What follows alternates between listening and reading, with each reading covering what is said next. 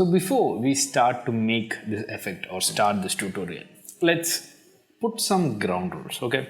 So if you're using this effect or planning to use this effect inside any kind of music video or on any kind of personal project, if you're planning to shoot the video instead of taking any kind of stock footages, one thing that you have to be reminded is that always try to shoot at the lowest ISO possible inside your camera or the recommended ISO of your camera. So why does it matter? So the reason is, if you're using a ISO greater than your recommended ISO, then there will introduce noise inside your footage.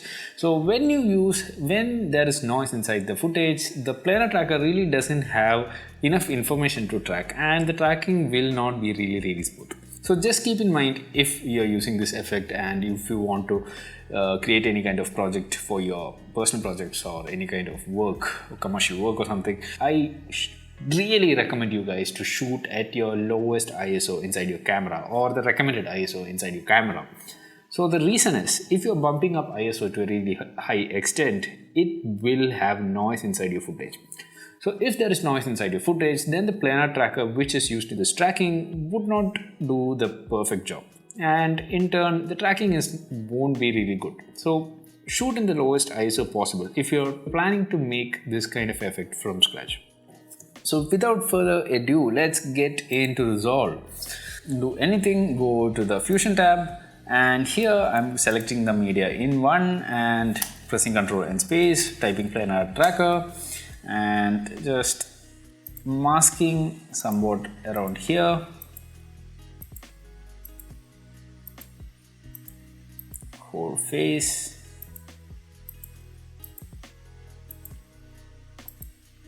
Cool. Going to the first frame, that is the 0th frame, setting the tracker, pressing go. It's a mundane process if you're using planar tracker. So I always change my tracker from point to hybrid point and area. So the reason is, if you are using hybrid point and area, you are not actually tracking one point but hundreds of points. As a result, the tracking will be really smooth. And I really want the tracker to be somewhere here. Okay. I am just changing the mask a little bit here. Okay. Now this is motion type. Motion type, I'm putting it in perspective. So what is perspective? You guys would be wondering. So perspective, there is translation, rotation, scale and everything. So I used perspective because there is a perspective change inside the face. What it means is, if I'm moving my face like this, there is a translation movement and rotation is there, maybe a scale, okay? In this case not. But if I'm moving my face like this and I want to place my image, assume that my image is my hand, to track my face when I move my face like this, there is a perspective change in my face. So at these kind of situation, use the motion type as perspective, then you have a better results. But I don't think here the use of perspective would be really good. I'm going for the translation, rotation and scale and just going to track till the end. This is the most simplest part here. Okay. Now if you see here that every time the talent actually shuts her eyes, the tracker will actually show red points here and there. That is the points where the tracker knows that there is a kind of a change inside the scene, and scene is not as the reference or the first frame which you have actually tracked. Just wait till the tracker ends it. Done. Now go to the first frame and select the planar transformation, planar tracker, and add another merge node. Again select the planar tracker and create a planar transformation node. I will actually tell why I created the planar transformation node in a second. Go to the merge node, add Mr. Beast. I'm adding Mr. Beast image inside here, going here.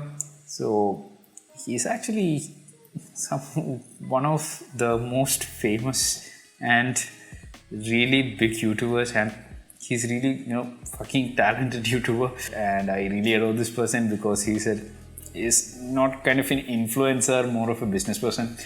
And it's not like influencer who goes to a coffee shop and asks for a free coffee and to write a review. No, he actually invests whole money back to the YouTube itself to create more investment.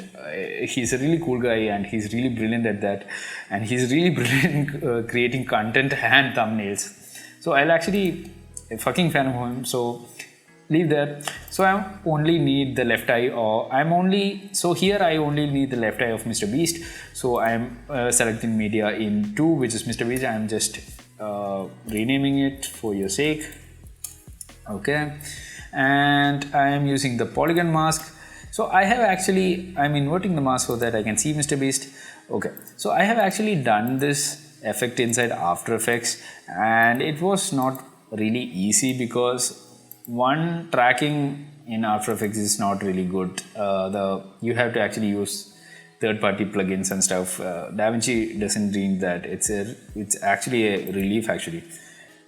Now we have actually masked out the left eye of Mr. Beast, and then I am using this planar transformation node. Okay, so I'm connecting it between this node tree and the merge node. In order to connect it, just press shift and right click the mouse and drag it to the node tree until the node tree turns blue and drop it there. So planar transformation node is nothing but planar tracker node. It's a different node, but it's the same copy. It has the whole information of the planar tracker node, but it's termed as planar transformation node. Okay, nothing complicated. Now I'm adding another node, which is the transformation node after the planar tracker node. Okay, so that I can actually align Mr. Beast eye on the eye of this talent. Okay, need a sizing up again somewhere here. Done. But if you aren't actually sure where is the eye, you can actually select the merge node, decrease the blend, and I actually recommend you guys to go back to the transform node and align the pupils. So if you align the pupils, the effect really plays. Okay, aligning the eye is a different thing, and aligning the pupil is kind of the spice to it. So why eyes are the windows to the person's soul, right? Really creepy shit, right? Okay, well and good. Go back to the merge node and bump up the blend mode. Blend mode is kind of opacity in After Effects. Now if you can see, it's actually having a good tracking.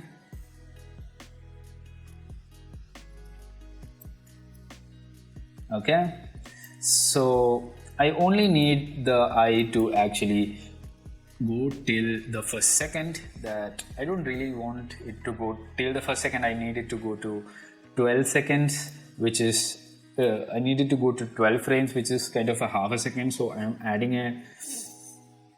selecting the merge node, adding a blend keyframe here, going a frame forward, adding another keyframe, going to the first frame, adding one keyframe, going to the next frame, adding another keyframe, going to the first frame, reducing the blend value to 0, going to the last frame, reducing blend value to 0. So now you can see that happens. Okay, now you just have to group this.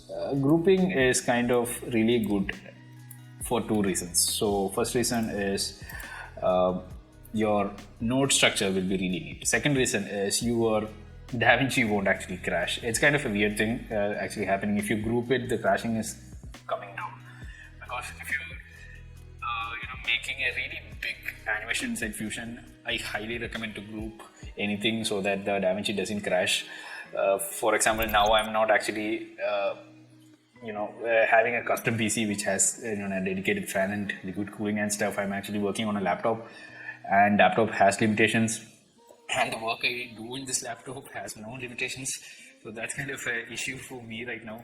I really want to own a new PC, but I really like this versatility of laptops, right? It's really crazy right now. So I am adding another merge node to actually do the rest of the effect. So it's nothing complicated from now. Do the process again and again. So this is Casey Neistat's photo. I really like his nose, so I'm just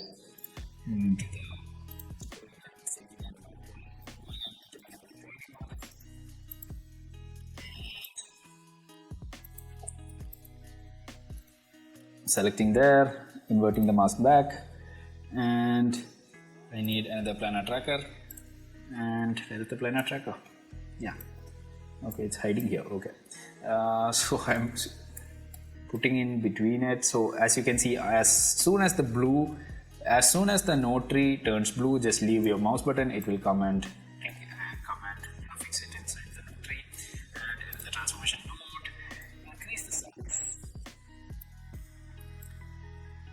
as just changing the blue so that the aligning will be really good. Done. If you are a perfectionist, then there is an option known as Q inside Davinci Resolve. I'll actually make a separate video on that. I'm not a perfectionist by myself, by choice, but work really demands it, so that's there. So there's nothing more complicated. The same procedure, go to the merge node, and I want it to come at around 8th frame, I guess. So blend, I'm increasing the frame mode, adding a keyframe, adding the keyframe on the next frame. That is at which frame? 9th frame. 9 plus 12, 21. So I'm going to the 21 frame. Okay, adding another keyframe, going to the 22nd frame, adding another keyframe, and going to the blend last frame and reducing the value here to 0, going to the first frame, reducing the value to 0. Okay, done. Now repeat the process again and again and again. So I'm just fast forwarding it so that you guys won't be bored.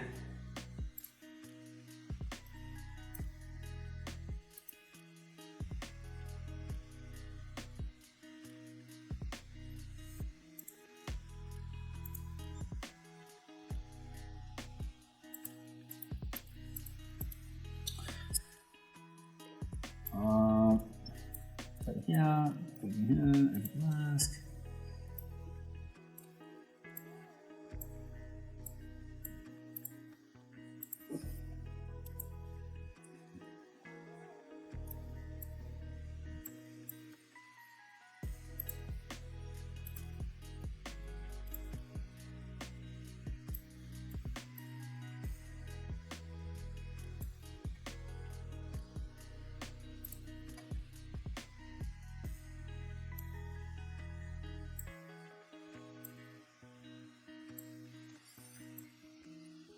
So one thing that you have to actually see here is that you have to always put the transformation node below the planar transformation node. So the reason is in Fusion, how the workflow actually works is the polygon mask will be the first executed file, which will be executed on the media in 3, which will be then executed to the planar transformation node, then will be executed to the transform node, then it will be executed to the merge node. So if you put the transform node above the planar transformation node, what it does is the planar transformation node will be tracked with the planar if you put the transformation node above the planar tracker node, what it does is the transformation node will be assign the planar tracker information, which is not logical and it will not create the effect, right? You need to you need to actually track this media in 3 node with the planar transformation node. Okay, makes sense. That's a newbie mistake. If this effect is not working for you guys, I think probably that would be the mistake that you guys would do. I had done it in the previous tutorials. I have actually done this mistake in one of my work, and I didn't actually understand why it's not working. Then I actually realized it when I actually studied the node structure and how it works. So skipping on.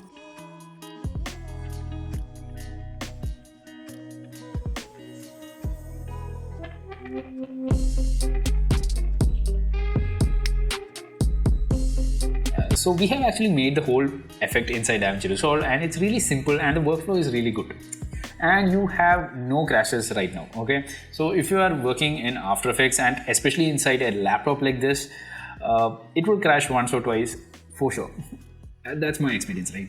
Yours may be different. I really don't like Adobe products because it's crashing and it's really, takes your patience to your next level. So that's why I switched to Resolve, and I loved the software till the day I switched it. From the day I switched it, I really love the software. So that's it for today. If you like this video, definitely smash that like button. And if you haven't subscribed to the channel, subscribe to the channel to be updated on these kind of really good tutorials on Davinci Resolve. And hope to see you on the next one. Peace.